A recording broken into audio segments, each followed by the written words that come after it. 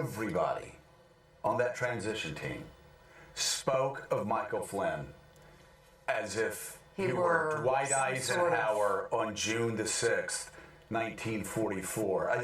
He was the greatest guy. He was a calming influence. That was the one selection that Donald Trump and Jared Kushner would never be moved off of. They moved off of Giuliani as Secretary of State. There were efforts to move him off Flynn. Moved off of, but I can tell you, wouldn't listen. There were scores of people saying, Mr. President, begging him, do not appoint this man. It's the most important position. He is wildly unstable. It would be a terrible mistake. He and Jared Kushner heard that repeatedly every day, and they didn't give a damn. They were going to appoint this guy, David, no matter what. And why? It's because Mike Flynn was the first person from the foreign policy world to take Donald Trump seriously and give him the legitimacy that he craved, and that, as we see today, he feels so desperately lacks. Yeah. Well, and Mike Barnicle and Willie Geist, you could say the same thing about the Attorney General, who has found himself in one mess after another. He is there simply because he was the first senator to come out and support Donald Trump.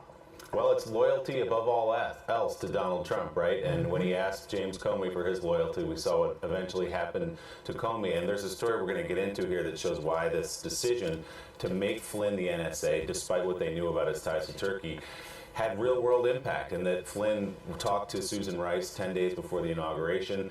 They talked about going into Raqqa with the Kurds. Flynn said, hold off a second. Why?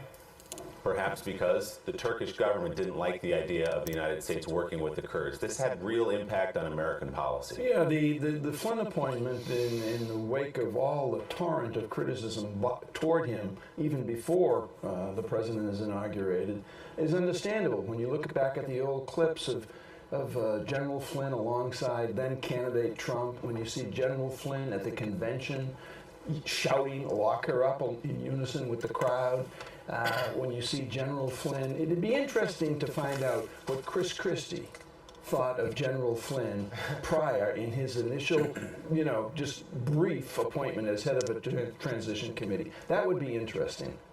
Well, I don't think, if my memory serves me well, I don't think Chris Christie was any more of a fan of General Flynn than most everybody else. I think he had real concerns for the right reasons. So it's interesting. Also, we'll get to it with General Flynn, but again, he gets paid $500,000 and actually influences policy on where U.S. coalition forces attack, so is not to offend the Turks. On every level, it was an appointment that that flies in the face of any type of logic, which makes you wonder if they had some motives. I'm going to say, I also wonder, and we'll talk about it. We'll talk about it later. I also wonder, though, if taking payment of $500,000 from a foreign government and then using your position to directly influence U.S. policy, I wonder if that runs him afoul of another law. I would suspect it might.